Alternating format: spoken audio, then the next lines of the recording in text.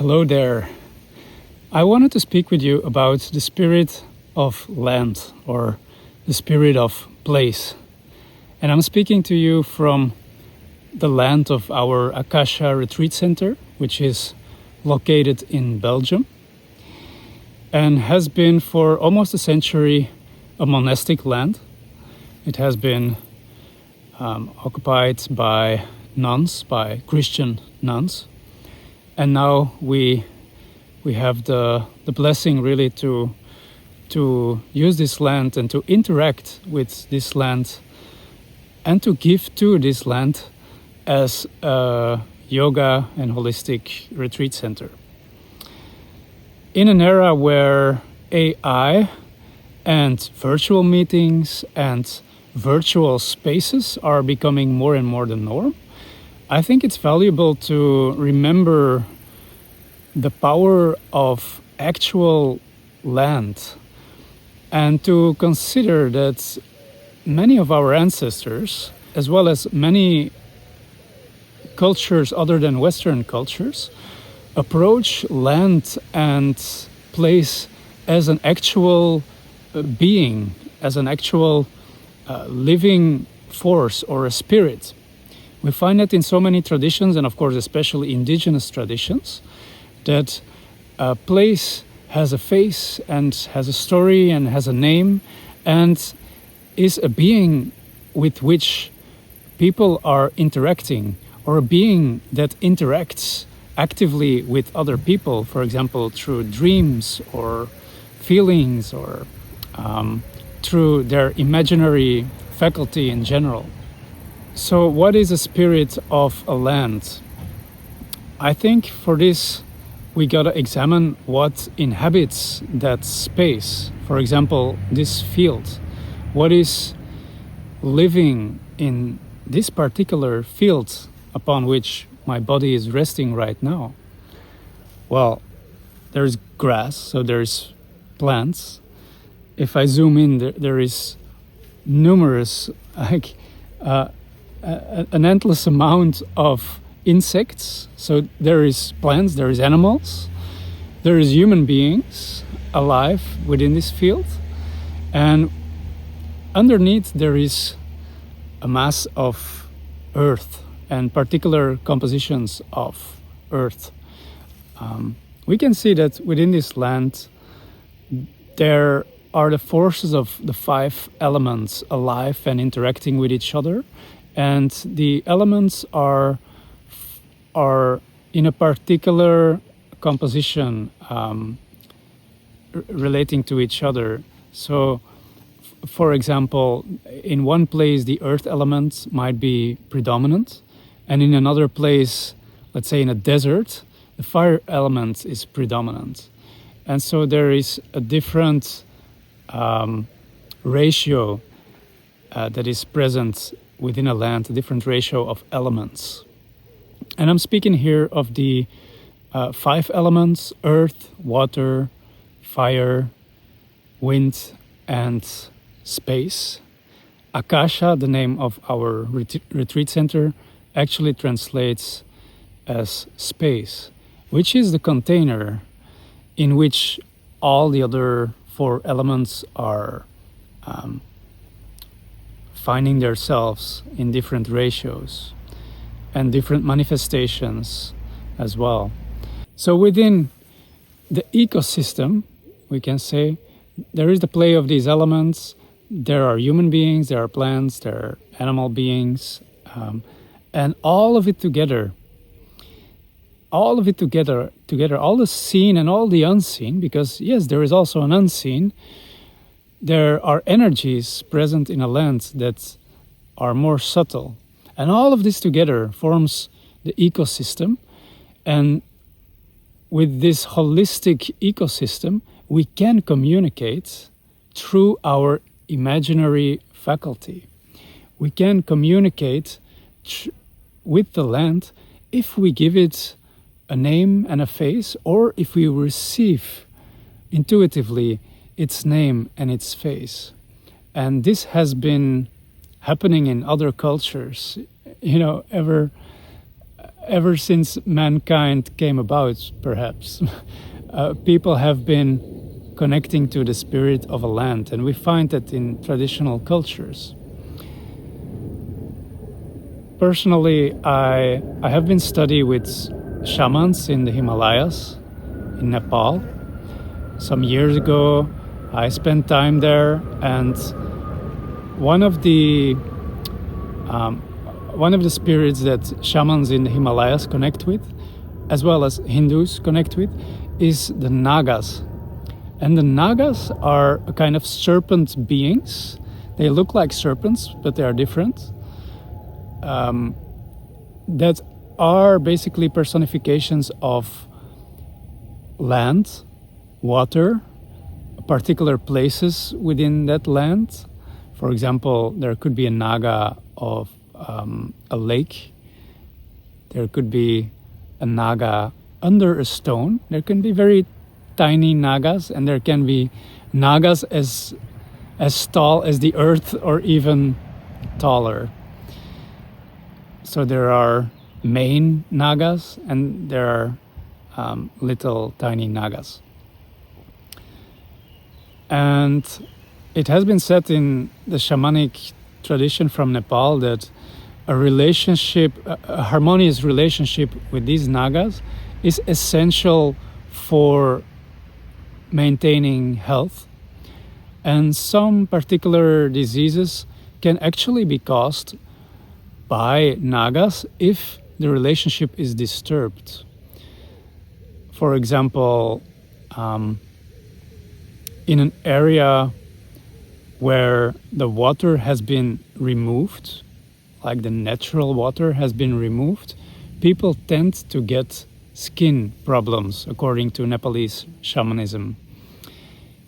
And then I have to think of the highway around the city of Antwerp in my country, in Belgium. The highway there is built upon the waters, the natural waters, and basically they're all kind of destroyed in that area to make space for a highway. So how is the health condition of people living in this area? We know in city areas like this that in general the health condition isn't very well. It would actually be interesting to investigate this more deeply and possibly scientifically, whether or not these shamans were right and people within this area actually suffer from a lot of skin issues. I leave that to the scientists. But one thing is sure, that a relationship to the land is important and necessary for a holistic health. So there are Nagas, but there are also, within Nepalese shamanism, there are different kind of spirits that inhabit the land.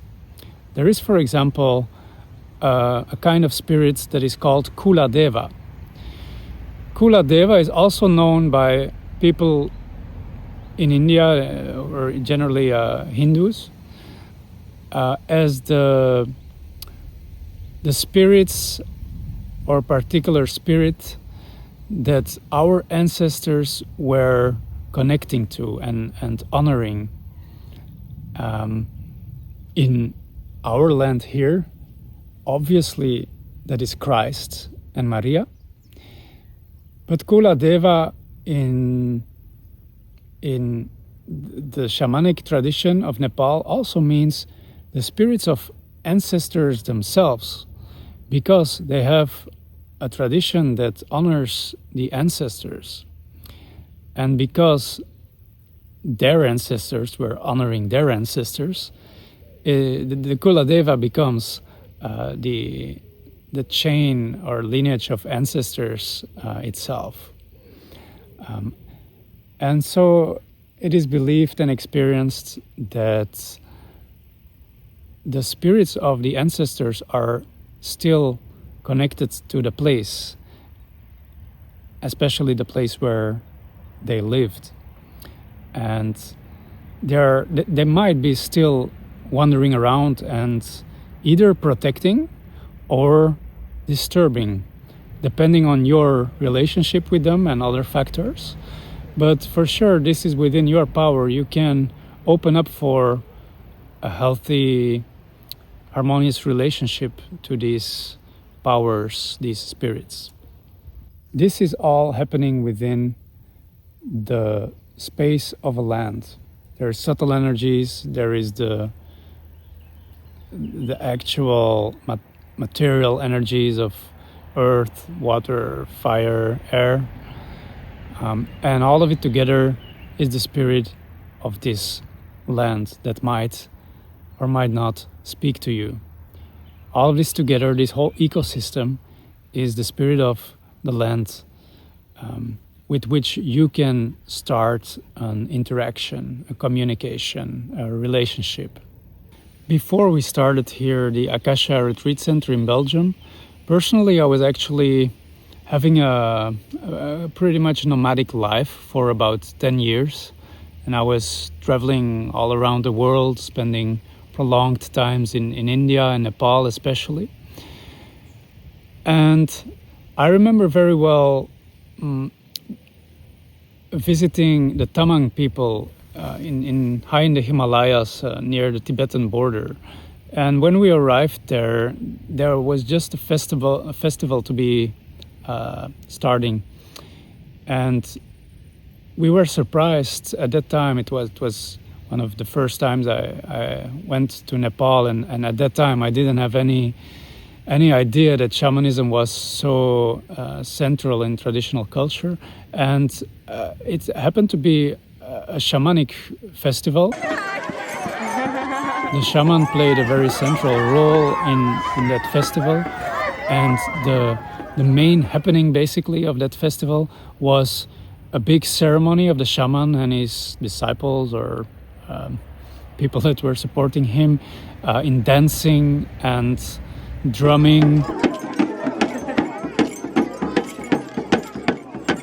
for a spirit that was disturbing the village by affecting the crops. The spirit was actually causing the crops to get a certain disease, and so the village would not have sufficient food for that winter. That is what happened in the year before, and so therefore the shaman was going to perform this ceremony to surprisingly not just to go against these spirits, but to appease them and to give them food. So one of the things they do is give them rice and give them actual food, so that they eventually would move on maybe to another village or I don't know where, so that the crops would be free of disease.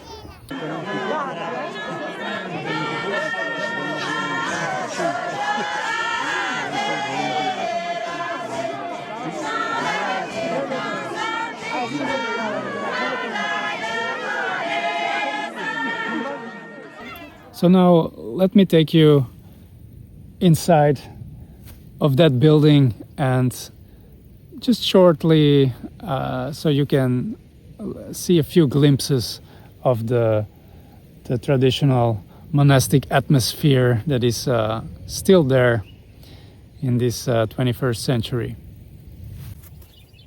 So we are in front of the Akasha Retreat Center, and let's enter and see what we can find.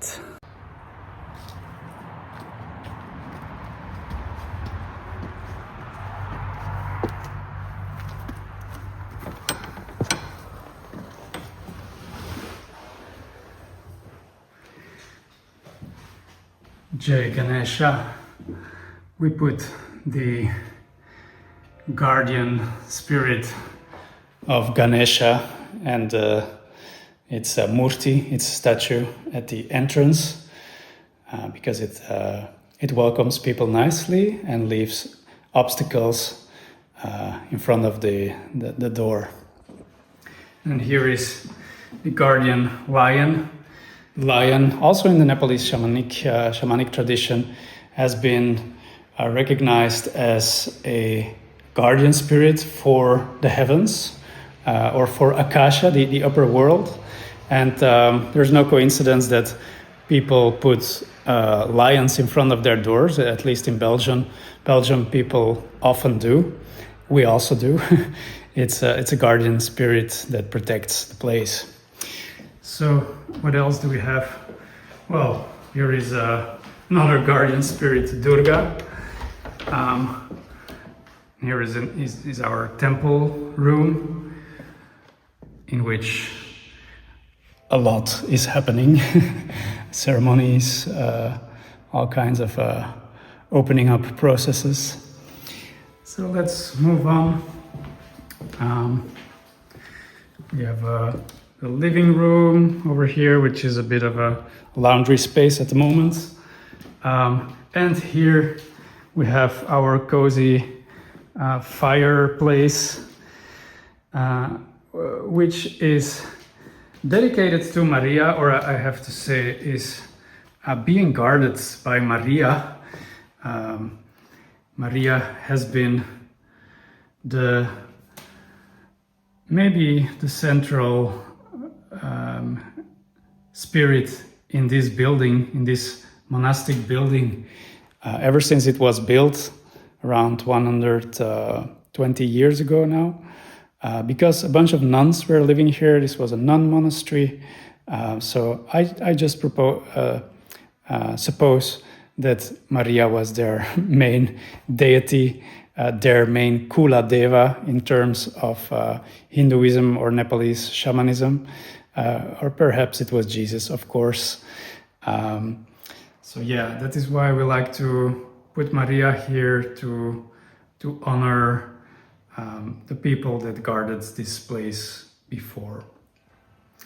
And a beautiful quote from Saint Francis of Assisi: "Lord, make me an instrument of thy peace."